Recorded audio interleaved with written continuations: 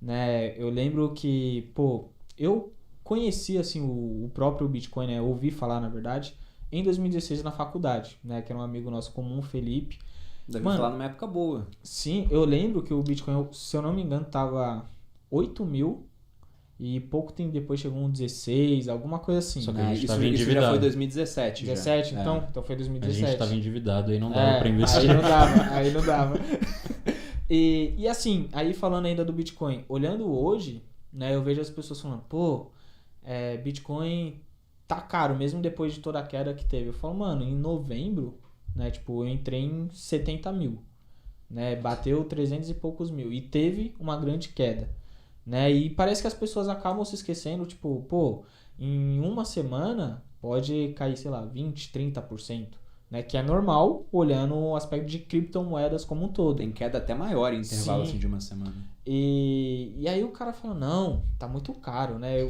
Hoje você olhando o Bitcoin, você fala, mano, tá caro, tá barato, tá num preço, entre aspas, justo. Eu acho que é legal a gente ver qual o preço do Bitcoin agora, porque esse negócio muda É. tanto, né? A gente pode estar gravando podcast aqui enquanto o Bitcoin tá, sei lá, É que né? o Bitcoin caiu porque você recusou o Guaraná, pegou a coca. Pois é, né?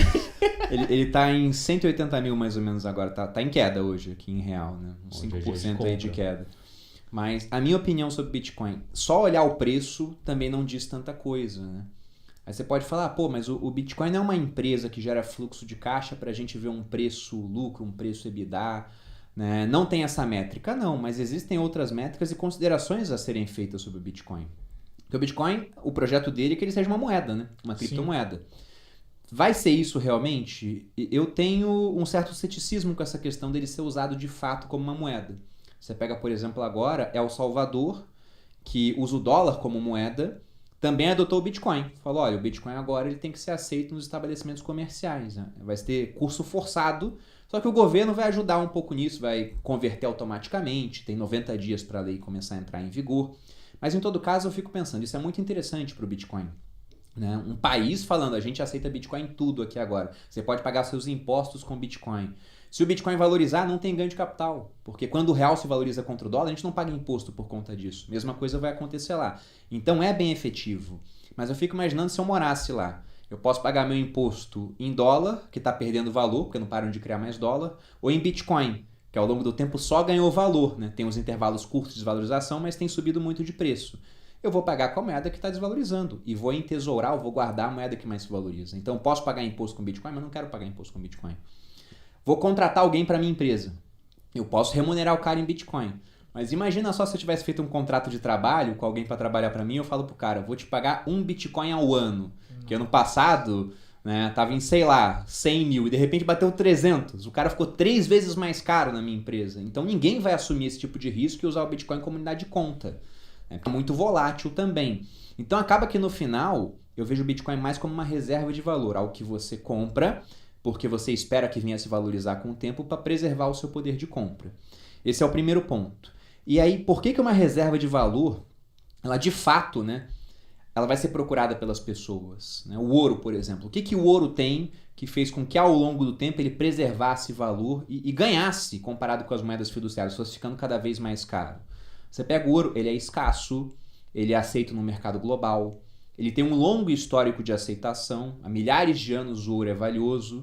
Você pega a joia mais antiga já achada, né, pelos arqueólogos, ela data de 4.500 a.C., ou seja, 6.500 anos, e alguém fez um anel de ouro que dá para vender na Vivara hoje. Isso ia ser meio rústico, mas estava lá, já dava um valor por finalidade estética, por exemplo.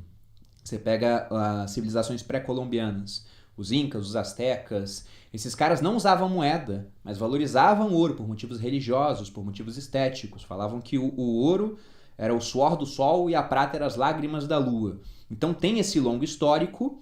Além disso, não se deteriora. Né? Eu posso comer ouro. Lá em Dubai, quando eu fui, tinha um café que os caras botavam uma folhinha de ouro assim. Né? Lógico que eu não vi como saiu depois, mas teoricamente o ouro ele vai se preservar. Se forem na Peneral que eu fiz na privada, eu achar o ouro de volta. Né? E o último ponto é a questão de ter um certo valor intrínseco, que é um termo muito discutível, porque quando o pessoal fala de valor intrínseco, parece que tem uma bandeirinha falando, olha, essa água aqui tem que custar tanto, esse é o valor dela. A gente sabe que não, né? A água aqui é barata porque tá cheio de água na geladeira ali. Agora, no meio do deserto, Você tá morrendo de sede. Você tem um diamante no bolso, o cara te oferece uma água e fala, custa um diamante. Você não troca? Então, o valor da água subiu pra caramba. Se tem um valor intrínseco, não é tão legal. Mas na ausência de melhores palavras, vamos usar. E o ouro ele tem valor porque pode ser usado para uma série de coisas. O ouro conduz eletricidade muito bem. Você pega, sei lá, a Anitta, que a gente falou dela antes aqui de começar, né? Uma baita de uma artista. Você acha que a Anitta ela vai fazer um show, ela vai querer qual equipamento para isso? O melhor. E nos melhores equipamentos, muitas vezes, eles usam ouro para auxiliar na condutividade. Então, há muitos usos que você pode fazer para esse metal, desde muito tempo, principalmente estéticos. O Bitcoin tem todos esses fatores. Ele só peca em um fator, né? Ele é escasso, ele é aceito no mercado global. O longo histórico de aceitação dele é o que falta, mas isso também tem um ponto a ser apresentado. Ele tem esse valor intrínseco, porque se você tem um monte de mineradores investindo um monte de dinheiro em equipamento, em gasto de energia, é porque os caras são idiotas? Não, eles acreditam que aquilo tem valor, né? E o outro ponto é que ele não se deteriora com o tempo. Ele é um ativo digital, podem passar 100 anos e ele continua existindo, né? Desde que a rede dele continue existindo. E o ponto do longo histórico de aceitação, vale frisar o seguinte, né? O Bitcoin tem 12 anos. Hoje em dia, ter 12 anos é muito mais difícil, em termos de vida, do que uma tecnologia ter 200 anos no passado. Você pega um cara lá que nasceu no século XV, né? 1400. Você coloca esse cara numa máquina do tempo e leva para 1500. O que mudou em termos tecnológicos? Quase nada. É a mesma família real que está no poder, dependendo do país onde ele está, por exemplo. Ele vai ouvir falar que alguém chegou no Brasil. Mas é só isso. Aí joga o cara mais 100 anos para frente. O que mudou? Algumas coisas, mas não muito. Agora você pega um cara que tinha 30 anos em 1980. Joga ele nos dias de hoje. O mundo mudou pra caramba.